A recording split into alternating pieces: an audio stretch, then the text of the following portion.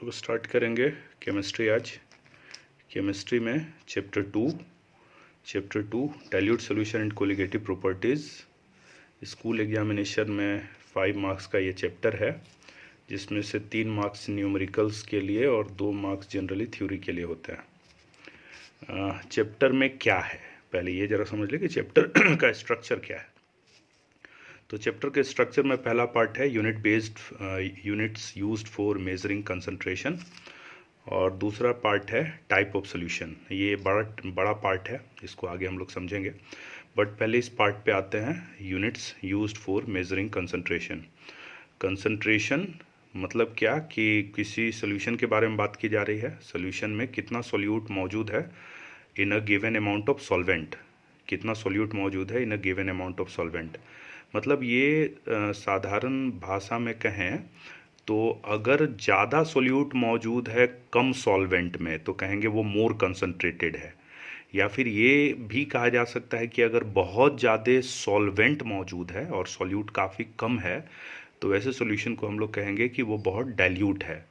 तो डाइल्यूट मतलब दिमाग में क्या लाना है कि सॉल्वेंट काफ़ी ज़्यादा है और सॉल्यूट काफ़ी कम है। जबकि अगर किसी सॉल्यूशन के बारे में कंसंट्रेटेड कहा जा रहा है तो यहाँ पे थोड़ा उल्टा सोचना है। मतलब क्या है कि सॉल्यूट का अमाउंट कहीं ना कहीं बढ़ा दिया गया है, ठीक है, या दूसरे तौर पे कह सकते हैं कि सॉल्वेंट के अमाउंट को काफ़ी कम कर दिया गया है। तो ऐसे सॉल्यूशन को हम लोग मोर कंसंट्रेटेड सॉल्यूशन कहेंगे। तो कंसंट्रेशन को मेज़र करने के लिए कई तरह के यूनिट्स यूज्ड होते हैं, जिसमें सबसे फेमस है मोलारिटी, फिर है मोलालिटी। वैसे थोड़ा ये जो क्रम है ये उलट गया है, मेरा डिस्कशन आगे मोलारिटी पे होगा। तो पहला और सबसे इम्पोर्टेंट टर्म है मोलारिटी, फिर दूसरे तौर पे देखेंगे मोलालिटी, फिर क्या है परसेंट बाय मास, फिर क्या है तो मोल फ्रैक्शन, फिर क्या है तो पार्ट्स पर मिलियन। एक्चुअली और भी कई यूनिट्स होते हैं, लेकिन हम लोग के सिलेबस में नहीं है। हम लोग पूरी तरह से फोकस्ड रहेंगे अपने सिलेबस पे। जैसे अदर यूनिट में कुछ कुछ आता है जिसमें नॉर्मलिटी हम लोग कहते हैं, या इसके अलावा कुछ टर्म्स आते हैं जैसे कि परसेंट बाय मास की जगह percent by volume, percent by strength, इस तरह के कई टर्म्स हैं। लेकिन हम लोग स्ट्रिक्टली फॉलो करेंगे इन 5 कंसंट्रेशन मेजरिंग टर्म्स को, molarity, percent by mass, mole fraction, parts पर मिलियन। तो ये चैप्टर का पहला हिस्सा है। अब हम लोग ज़रा दूसरे हिस्से पर भी थोड़ा फोकस कर लेते हैं। शायद ये अभी आपको ना समझ में आए, लेकिन फिर भी एक बार दिमाग में रहना चाहिए क्या पढ़ना है। तो दूसरा हिस्सा क्या है तो टाइप ऑफ सॉल्यूशन। तो टाइप ऑफ सॉल्यूशन को हम लोग 3 टाइप में बांट सकते हैं। पहले तो ये समझिए, जब भी हम लोग सॉल्यूशन की बात कर रहे हैं यहाँ पे, ये जो सॉल्यूशन है ये लिक्विड सॉल्यूशन है, मतलब सॉल्वेंट हर बार लिक्विड ही होगा। तो इसलिए इसको 3 टाइप में बांटा गया है। पहले टाइप में सॉल्यूट गैस है और सॉल्वेंट है लिक्विड, मतलब किसी लिक्विड में किसी गैस को डिसॉल्व किया गया है। तो ये पहला टाइप का सॉल्यूशन तैयार होगा। इसमें हम लोग जब आगे बढ़ेंगे तो एक लॉ आएगा जो पढ़ा जाएगा, हेनरी लॉ के नाम से उसको जाना जाएगा, जो हम लोग आगे देखेंगे। चैप्टर सॉरी इसमें जब टाइप ऑफ सॉल्यूशन में दूसरे टाइप में जाते हैं तो इसमें सॉल्यूट आपका है लिक्विड और सॉल्वेंट भी लिक्विड, मतलब 2 लिक्विड को मिला के ये सॉल्यूशन बनाया गया। जैसे अल्कोहल वाटर को मिलाते हैं, बेंजीन टॉल्यूइन को मिलाते हैं, तो 2 लिक्विड को मिला के बनाया गया है ये। तो इसमें हम लोग एक नियम पढ़ेंगे, इसको राउल्ट लॉ के नाम से जाना जाता है। राउल्ट लॉ पे काफ़ी न्यूमेरिकल्स पूछा गया है, चाहे वो आपका स्कूल एग्जामिनेशन हो या कम्पिटिटिव एग्जाम्स, तो ये बहुत इम्पोर्टेंट होता है। लेकिन सबसे इम्पोर्टेंट इसमें टाइप 3 है। इस टाइप 3 में क्या है तो जिसमें सॉल्यूट जो है वो सॉलिड है और सॉल्वेंट क्या है लिक्विड है। जैसे चीनी पानी, नमक पानी, किसी चीज़ को मिला रहे हैं तो उसमें सॉल्यूट क्या है आपका सॉलिड और सॉल्वेंट क्या है लिक्विड। तो ये 3rd टाइप है सॉल्यूशन का, जो कि सबसे इम्पोर्टेंट है। और इसमें जो चीज़ हम लोग पढ़ते हैं, जैसे बताया आपको कि पहला जिसमें गैस सॉल्यूट है, सॉल्वेंट लिक्विड है, हेनरी लॉ पढ़ते हैं। सॉल्यूट लिक्विड है, सॉल्वेंट लिक्विड है, राउल्ट्स लॉ पढ़ते हैं। इसमें क्या पढ़ते हैं तो इसमें जो चीज़ पढ़ते हैं होता है कोलिगेटिव प्रॉपर्टीज़। ये आपके लिए बिल्कुल नया टर्म है, आप आगे समझेंगे। कोलिगेटिव प्रॉपर्टी को भी फर्दर हम लोग 2 टाइप में बांटते हैं, एक कहते हैं नॉर्मल, एक एबनॉर्मल। इधर तो अभी बिल्कुल नहीं समझ में आएगा, बस इसका नाम बता दे रहे हैं। एक नॉर्मल, दूसरा एबनॉर्मल। इसको फिर नॉर्मल कोलिगेटिव प्रॉपर्टी को 4 टाइप में बांटा जाता है: relative lowering in vapour pressure, elevation in boiling point, depression in freezing point और ऑस्मोटिक प्रेशर। एबनॉर्मल में भी यही 4 का डिस्कशन होगा, बट वो एबनॉर्मल कंडीशन पे होगा, देखेंगे हम लोग ये सब आगे।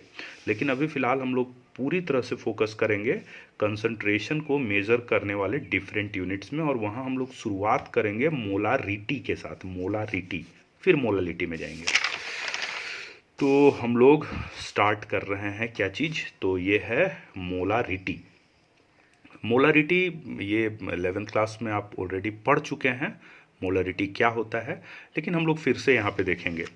तो मोलारिटी का जहाँ तक डेफिनेशन है तो ये बताता है क्या, तो number of moles of solute present पर लीटर ऑफ सोल्यूशन। ठीक है, कि 1 लीटर सोल्यूशन में कितना मोल सोल्यूट का मौजूद है, इसी चीज़ को हम लोग कहते क्या चीज़ है, तो मोलारिटी। मतलब क्या है कि मेरे पास सोल्यूशन, ध्यान देना है कि पर लीटर ऑफ सोल्यूशन, सोल्यूशन कैसे बन रहा है, तो सोल्यूट प्लस सॉल्वेंट, हम लोग सोल्यूट प्लस सॉल्वेंट, ये दोनों मिल के जो चीज़ तैयार हो रहा है that is called what, solution. इसको हम लोग कहेंगे सोल्यूशन। तो ध्यान देने का चीज़ है कि कितना मोल सोल्यूट का है, सिर्फ सोल्यूट का, और वो कहाँ मौजूद है, सोल्यूशन में, सॉल्वेंट में नहीं। ऐसा नहीं सोचना है कि भाई मान लो चीनी और पानी को मिला दिए तो चीनी का मोल और पानी का वॉल्यूम, ये नहीं सोचना है। चीनी का मोल और वो जो मीठा पानी है, मतलब चीनी पानी को मिलाने पर जो सॉल्यूशन तैयार हुआ वो लेना है। तो मोल्स किसका लेना है, सॉल्यूट का लेना है, और उसको किसके साथ डिवाइड करना है, तो उसको डिवाइड करना है आपका सॉल्यूशन।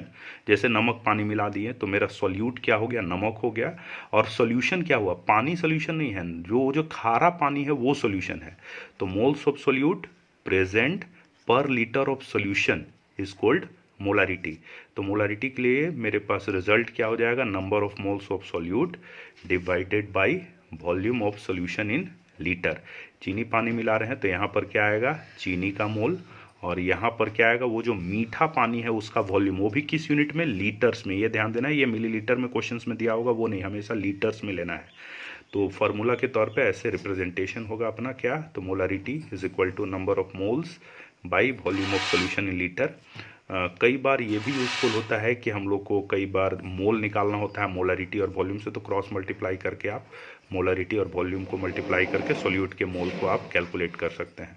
एक छोटा सा एग्जांपल यहाँ पे दिए हैं कि भाई कहीं लिखा हुआ है 5 कैपिटल M, तो इसको पढ़ा जाएगा 5 मोलर, और कहा जाएगा क्या चीज़, 5 moles of solute in 1 litre of solution.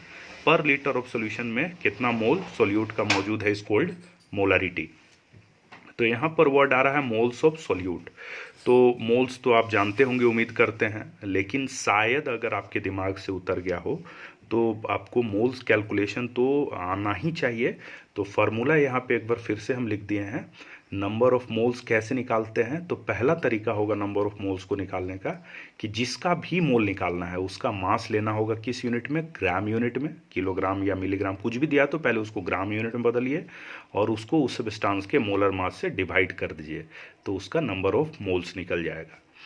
दूसरा ये तरीका हो सकता है नंबर ऑफ मोल्स निकालने का कि कहीं पे किसी चीज़ का एटम्स दिया हुआ है कि इतना एटम्स मौजूद है, तो उसको अवोगाद्रो नंबर से डिवाइड कर दिए, number of atoms divided by Avogadro number, तो आपको मोल निकल जाएगा।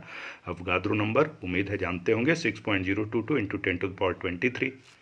अगर कोई कंपाउंड है तो वहाँ पे नंबर ऑफ एटम्स की जगह नंबर ऑफ मॉलिक्यूल्स हो जाएगा, उसको डिवाइड कर दे अवोगाद्रो नंबर से। तो बेसिकली ये दो रिजल्ट यूज़ होगा नंबर ऑफ मोल्स कैलकुलेशन में। ये ध्यान देना है। मोलरिटी कैलकुलेशन में कई जगह पे डेंसिटी का भी बहुत इंपॉर्टेंट रोल होता है, डेंसिटी जानना चाहिए आपको। तो ध्यान देना है क्या कि अगर डेंसिटी ऑफ सोल्यूशन कह रहे हैं तो ये किसका रेशियो होगा, mass of solution by volume of solution. ध्यान देना है, कई बार कंफ्यूज लोग हो जाते हैं कि यहाँ mass of solute by volume solution है। जिस चीज़ का डेंसिटी निकालना है, जैसे यहाँ डेंसिटी किसका कैलकुलेशन है, सोल्यूशन का, तो मास भी सोल्यूशन का और वॉल्यूम भी सोल्यूशन का। तो अगर सोल्यूट कहीं हो तो यहाँ पे mass of solute by volume of solute, solvent हो तो mass of solvent by volume of solvent. तो जिसका डेंसिटी निकालना है उसके मास और वॉल्यूम का रेशियो। तो मोलरिटी हुआ, आगे हम लोग इससे जुड़ा हुआ क्वेश्चंस देखेंगे।